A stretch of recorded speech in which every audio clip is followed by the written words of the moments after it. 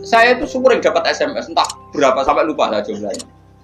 Gus, saya ini orang Sunda, tolong ya kalau ngaji bahasa Indonesia. Kadang orang Kalimantan, orang Sulawesi. Ini bahasa apa? Gus, tolong kalau ngaji pakai bahasa Indonesia, ini nggak sama sekali nggak paham bahasa Jawa. Saya tuh sering dapat SMS itu ya orang-orang apa?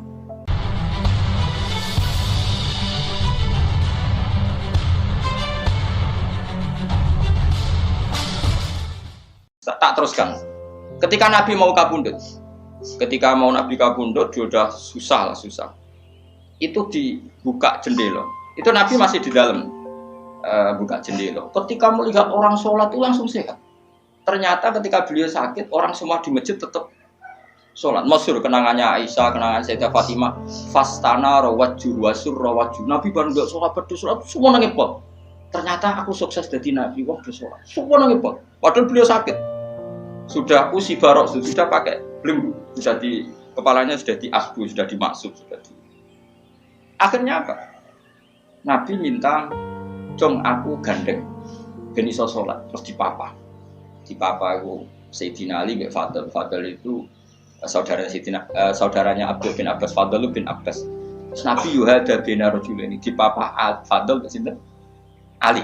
Terus kemudian ikut sholat. Ikut jamaah masyhur, terus akhirnya Abu Bakar mundur, kemudian Nabi ngimam. Lagi-lagi Nabi bunganya itu krono sholat. Jadi semua kenangannya sahabat itu ya sholat. Karena begitu spesialnya sholat. Ini era sahabat ya, orang-orang era rasanya. Karena begitu spesialnya sholat, ketika Rasulullah wafat, intaqala ila rafiqil a'la. Ini dengerin betul ya Pak. Paling tidak kita pernah punya pikiran kayak orang waras. Jadi kesuwan kayak berpikir orang waras yang ini tak tobat no. Kemudian ketika Nabi wafat, intaqal ila rafiqil a'la. Apa komentar para sahabat? Siapa khalifahnya Rasulullah? Ya orang yang disuruh Nabi sholat. Kata alasan mereka, jabatan negara itu sepele. Wong sholat sepenting itu saja. Abu Bakar sing kon dadi imam. Saya ulang lagi cara berpikir sahabat. Jabatan presiden, jabatan khalifah itu cemen. Wong urusan dunia wae. Wong urusan sepenting sholat wae sing sowan pangeran dikongkon mimpin Abu Bakar. Apa meneh terima urusan dunia wis ben Abu Bakar. Itu ukurannya kelayakan jadi pemimpin itu juga sholat gitu Pak. Paham ya? Mulane ana kontestasi imam, paham? Tapi gak tapi Gus. Akal-akalan zaman modern itu akal-akalan iki cerita. Mulane tak koi iku zaman sahabat terus sakiasno.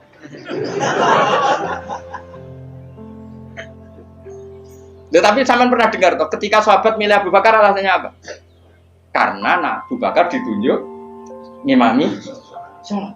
Terus pikiran mereka sholat sepenting itu saja oleh Rasulullah diridakno dipimpin Abu Bakar. Dia sudah khalifah Abu Bakar. Kayak apa urgensinya sholat sampai semuanya rujukan. Terus Nabi juga ngendikan, "Somben jong kowe nek ning mahsyar iku amaliyane ora pati dihisab. Pertama dihisab iku sholat, terus sholat Allah liyane gampang. Lagi-lagi sholat yang dipuji. Tapi sekarang orang Islam modern ini koyo LSM. Jadi pikirannya itu gimana supaya orang kaum marginal itu sing ndi ora tau. Supaya ke tengah. Berarti koyo pemain bal, itu rumus-rumusnya kok pemain bal. Orang yang termarginalkan supaya di tengah. Orang-orang miskin itu bisa dibasmi. Oleh basmi piye malaikat Mikael ora kepen rezekine ngentekno. Jadi wis gak pikir sampai wong melarat ora salat luwih dibela timbang wong mapan salat. Mergo wong mapan salat jenenge berjuwis. Nek wong ora salat tapi melarat iku kaum pinggiran. LSM seringane bela kaum pinggiran. Padahal iso wae Allah ngukum wong ora salat rezekine angel. Sing sering salat diparingi barokah uripe rezekine jembar. Tapi sebagian wong-wong LSM ya ora kabeh tapi kakean sing ngene iki, paham ya. Sing salat mapan nggo mobil dianggap berjuwis, antisosial. Sing ra salat terus Allah ngukum melarat, tetep dibela-bela mergo napa marji. Ngene kejogeman melok ngono niku iku wong Islam.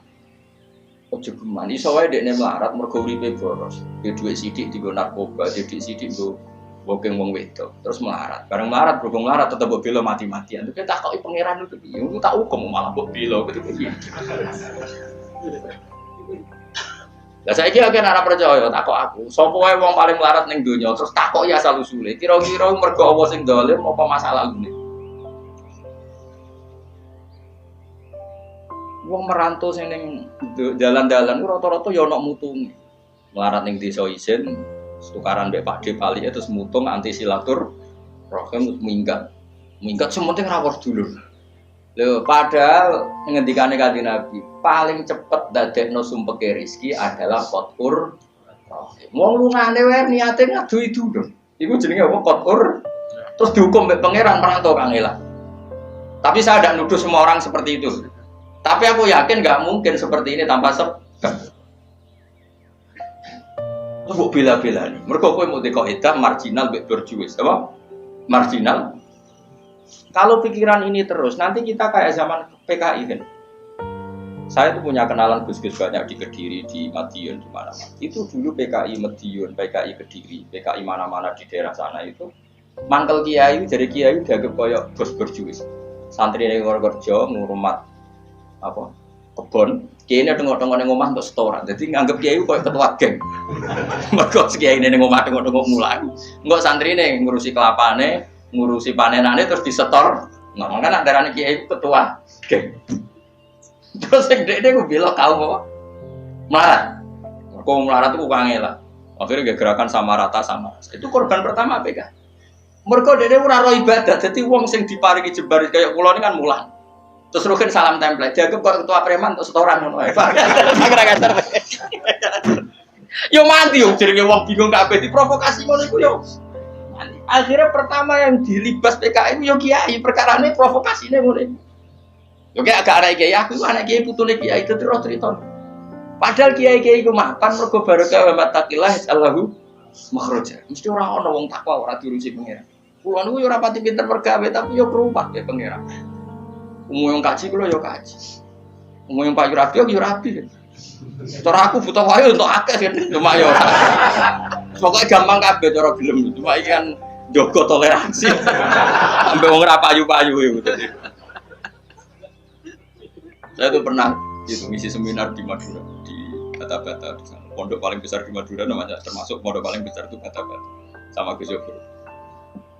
Itu cerita gini, Gus kalau di sini orang alim, wah kalau ingin nikah kamu dikasihkan, masih dikasih uang sama calon mertua. Kalau Anda ingin, nanti pulang bisa bawa langsung. Ini Madura, negara Islam. Yang pemandunya itu bilang gitu. Waduh, aku ngaku kesuwen dari kiai Jawa Tengah, kesuwen ratau roh ngono-ngono itu, jadi kok kaget tuh, masa gitu ya? Dan itu ada pendereknya lagi, pengiringnya, tak tanya apa betul gitu? Oh iya betul sekali. Padahal kecerdasan Madura itu yang paling bisa ngalahkan kecerdasan Pak Habibie guyonannya, karena kalau guyonannya Pak Habibie itu tanya. Coba ukur ketinggian tiang itu, tiang bendera. Oleh orang Madura dinaikin. Kenapa tidak kamu copot? Itu kan tiangnya kan copotan. Kenapa tidak kamu copot ukur di bawah? Oh namanya agak ketinggian Pak.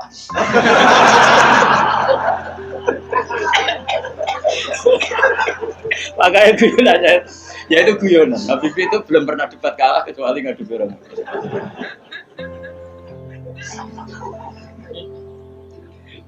Tapi di sana juga gitu, guyonan. Tapi memang orang Madura itu nak guyon.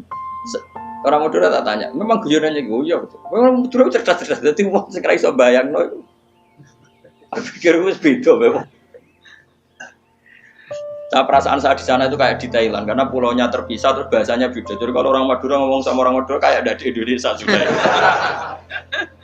Kayak di Thailand.